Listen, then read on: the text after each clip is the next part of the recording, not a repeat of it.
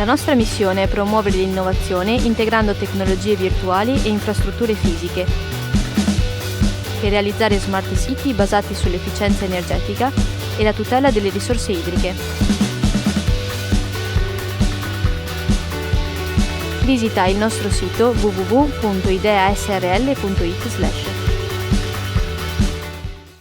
Tentativo di furto la scorsa notte alla scuola primaria Don Milani in via Domenico Schiavo a Sottomarina. Approfittando del buio, nonostante il coprifuoco, ignoti si sono introdotti nel plesso, forzando una delle porte d'ingresso.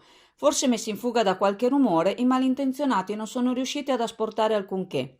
Questa mattina i carabinieri della stazione di Chioggia sono intervenuti per i rilievi, mentre le classi stavano accingendosi ad affrontare le prime ore di lezione. I cancelli dell'istituto sono stati aperti con circa 10 minuti di ritardo.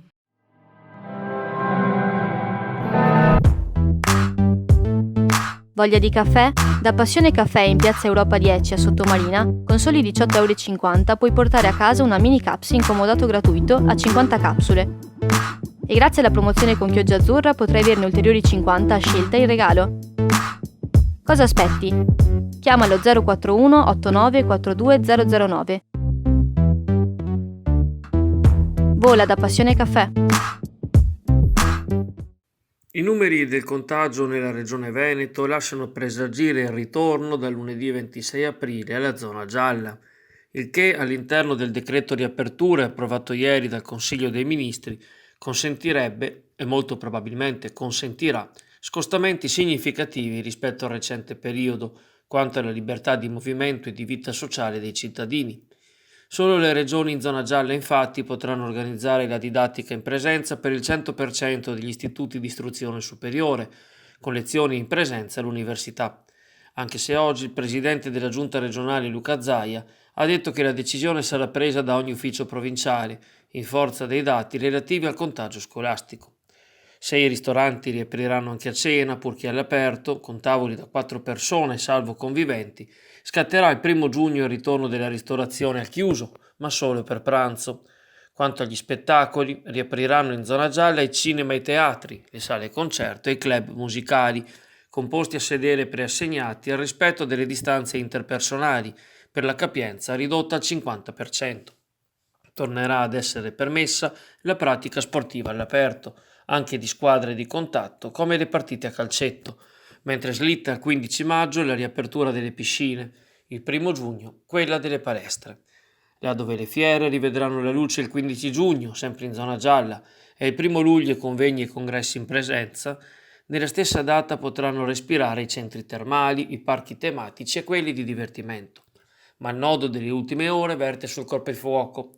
Il Consiglio dei Ministri ha bocciato l'ipotesi, avanzata dalla Lega con il consenso delle regioni, di allargare il coprifuoco almeno alle ore 23 per consentire il deflusso dai ristoranti a chi abita fuori città.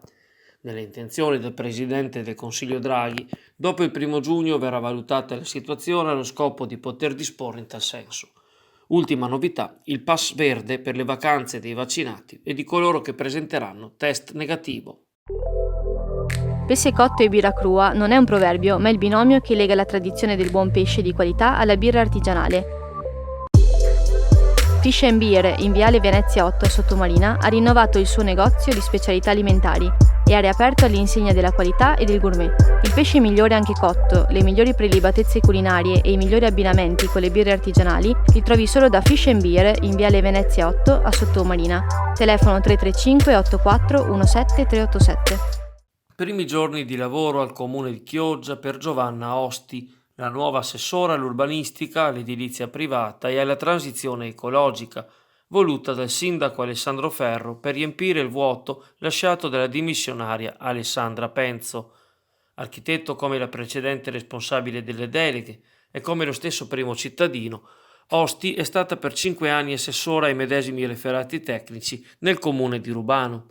In dialogo con Chioggia Azzurra, la neo-esponente della giunta dichiara di essere stata spinta ad accettare l'offerta d'incarico data anche la sua brevità, dal momento che le prossime elezioni comunali avranno luogo inizio ottobre. Ciò nonostante, spiega l'assessora Osti, in questo periodo è comunque possibile fare qualcosa, soprattutto per gettare le basi della nuova pianificazione. L'impegno che ho ricevuto va nel senso della sostenibilità ambientale delle costruzioni e degli interventi, per espressa volontà del sindaco. Frequentatrice di Chioggia e di Sottomarina fin da piccola, l'architetto Osti ha avuto parole di elogio per i tecnici degli uffici comunali a lei sottoposti, che sta conoscendo in questi giorni. Meno male, ha detto fuori onda, che ho trovato i cassetti pieni di progetti da mettere in pratica.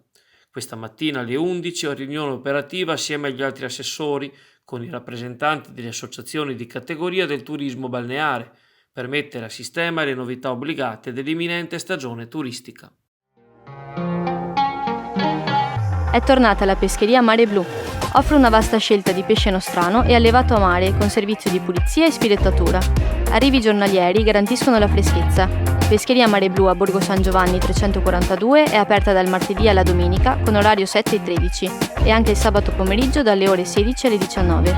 Pescheria Mare Blu effettua consegne a domicilio nella zona di Borgo San Giovanni e accetta prenotazioni per pranzi e cene al numero 324 86 23 137.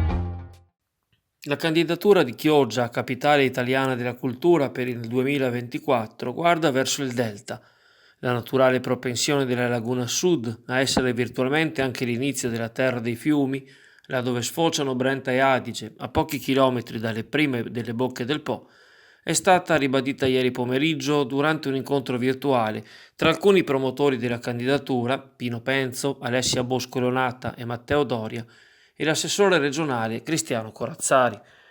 Al meeting ha partecipato anche la dirigente regionale del settore, Fausta Bressani. L'assessore regionale Cristiano Corazzari ha espresso apprezzamenti rispetto all'iniziativa, facendo presente che non mancherà il supporto e il sostegno della Regione Veneto, anche se pure Vicenza si è candidata al medesimo scopo. L'assessore ha accolto favorevolmente l'ipotesi che Chioggia apra un confronto anche con i comuni del Delta, vista la sua origine polisana. Assieme a Corazzari è intervenuta anche la dirigente Bressani, evidenziando che quello che più conta è la qualità del progetto culturale da presentare al Ministero. L'esperienza di Pieve di Soligo e di Verona insegnano. Entrambi hanno ritenuto ottima la carta di coinvolgere i giovani e la scuola, il carattere della sostenibilità e il fatto che il progetto guardi verso il futuro. Sarà necessario tuttavia scegliere la figura professionale che sappia scrivere il progetto e che oltre ai buoni propositi riesca a canalizzare tutte le iniziative in un'offerta creativa e innovativa.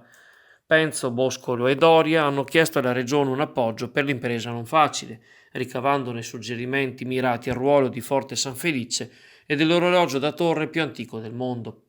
L'incontro, anche se interlocutorio, è stato valutato più che positivo, con l'impegno reciproco di ritrovarsi a Chioggia nel prossimo giugno. Le prossime settimane sarà necessario l'impegno del sindaco Alessandro Ferro per chiedere l'appoggio dei comuni del Delta e della città metropolitana, in un rapporto sinergico con l'Università di Padova e Venezia e i conservatori limitrofi. Intanto la terza commissione cultura del comune ha licenziato l'atto di indirizzo che sarà sottoposto all'attenzione della prossima seduta del Consiglio comunale, il quale sarà chiamato a sposare l'iniziativa, sperabilmente con voto unanime. Se cerchi una cartoleria dove poter fare i tuoi biglietti da visita e menù per il tuo ristorante, c'è la Pegaso. Quando pensi a una cartoleria, pensa alla Pegaso. Ci trovi a Borgo San Giovanni 111 e su WhatsApp al 328 63 57 832. Ti consegniamo a casa gratis e anche da casa puoi pagare con carta o bancomat. Per te solo il meglio e il meglio è la Pegaso. Un anno di lockdown e il drastico calo delle presenze turistiche hanno decisamente migliorato la qualità dell'aria in Rio Novo a Venezia. A dirlo è la relazione tecnica presentata nei giorni scorsi dall'ARPAV, l'Agenzia regionale per la prevenzione e protezione ambientale del Veneto. L'analisi dei dati raccolti nel 2020 dalla centralina, posizionata lungo il trafficatissimo canale che connette velocemente Piazzale Roma al Canal Grande all'altezza di Ca' Foscari, conferma che i livelli di monossido di carbonio, PM2,5 e biossido di azoto non hanno mai superato i limiti di legge. Tuttavia permangono alcune criticità, nonostante l'impatto della pandemia sul volume di traffico. In Rio Novo la concentrazione di polveri PM10 ha comunque superato il valore limite giornaliero per la protezione della salute umana 63 giorni su 364 complessivi di misura, 35 in più di quelli consentiti in un anno. Secondo l'agenzia però questo dato rientra in un quadro di inquinamento diffuso.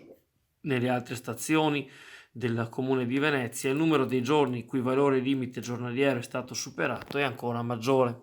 Non si può tuttavia dire mal comune mezzo gaudio quando si parla della salute dei cittadini.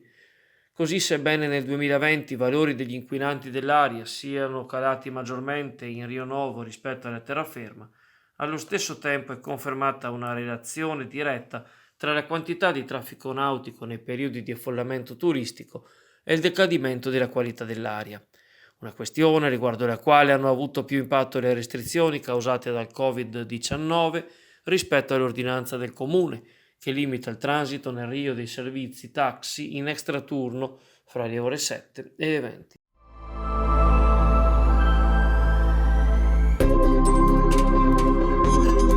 Anche a Chioggia, presso Parco Commerciale Clodì, puoi acquistare il tuo mezzo di trasporto del futuro. I migliori prodotti del mercato e a costi contenuti.